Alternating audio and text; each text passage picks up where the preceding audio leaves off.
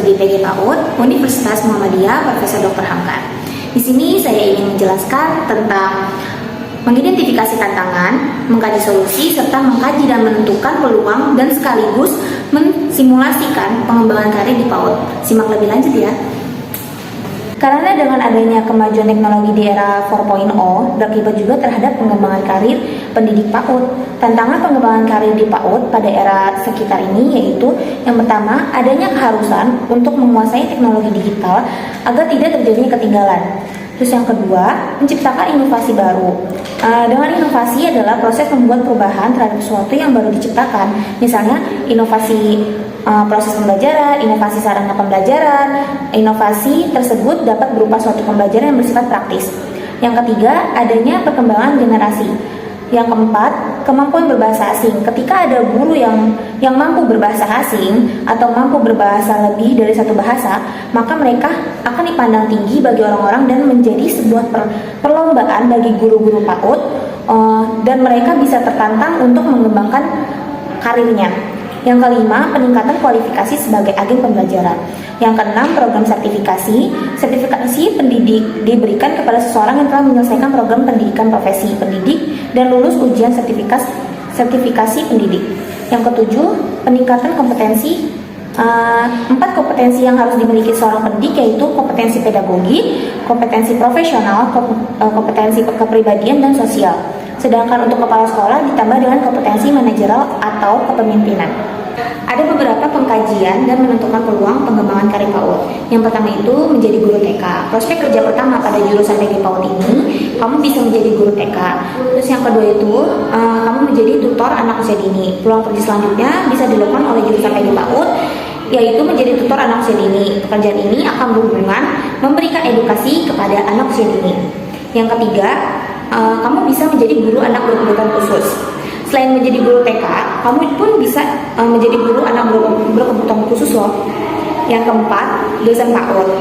Kamu juga dapat menjadi dosen di jurusan kamu sendiri dan kamu dapat berbagi pengetahuan dengan mahasiswa yang tertarik dengan jurusan ini.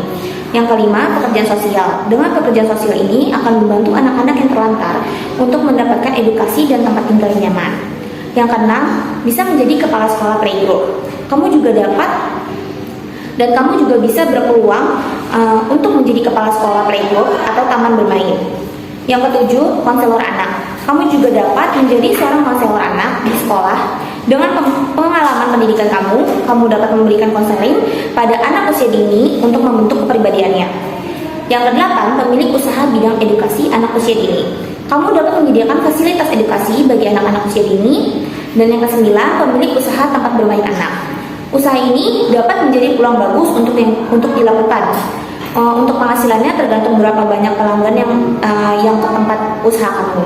Terus yang ke-10, yang terakhir, penilik PAUD. Penilik PAUD merupakan pendidikan dan keaksaraan serta khusus pada jalur pendidikan baik non formal atau informal dengan tugas utamanya melaksanakan pengendalian mutu dan evaluasi dampak pada PAUD.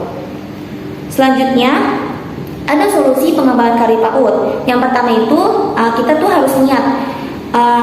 Kita harus menanamkan di diri kita niat agar menjalani suatu pekerjaan dalam membentuk diri sepenuh hati dan ikhlas. Yang kedua, sabar dalam mendidik anak. Yang ketiga, mempunyai bekal ilmu pengetahuan anak usia dini. Yang keempat, mempunyai jiwa kreatif dan inovatif. Dan yang kelima, memiliki attitude yang baik. Yang terakhir, mensimulasikan peluang pengembangan karir di PAUD. Saya akan menjelaskan dulu peluang adalah kesempatan atau waktu tepat yang seharusnya dimanfaatkan bagi seorang untuk mendapatkan keuntungan, baik untuk memasuki sebuah organisasi ataupun meningkatkan karirnya. Aksi melakukan simulasi secara umum menggambarkan sifat-sifat karakteristik bagi seorang pendidik PAUD, kesempatan yang menunjukkan tersedianya lapangan pekerjaan sehingga semua orang yang bersedia dan sanggup bekerja dalam proses produksi dapat memperoleh pekerjaan sesuai dengan keahliannya, keterampilan dan bakatnya masing-masing. Adanya peluang atau kesempatan kerja memungkinkan adanya akses yang mudah bagi seorang pendidik PAUD untuk mengembangkan karirnya di organisasi. Selain untuk mengembangkan karir, kesempatan kerja juga merupakan suatu keadaan yang menggambarkan ketersediaan pekerjaan untuk diisi oleh para pencari kerja. Terkait peluang pengembangan karir PAUD, terdapat 3 cara untuk mensimulasikannya, yaitu yang pertama, seorang pendidik memiliki waktu yang baik yang dapat berimbas pada peningkatan dan kepuasan kualitas kerjanya. Yang kedua, jika karir guru PAUD meningkat, maka lembaga yang menaunginya itu akan mengakui potensi penghasilan guru tersebut. Yang ketiga, pendidikan dapat memanfaatkan pengembangan teknologi era 4.0 untuk menambah wawasan serta relasi yang dengan pendidik lainnya. Sekian penjelasan dari saya, kurang lebihnya mohon maaf. Wassalamualaikum warahmatullahi wabarakatuh.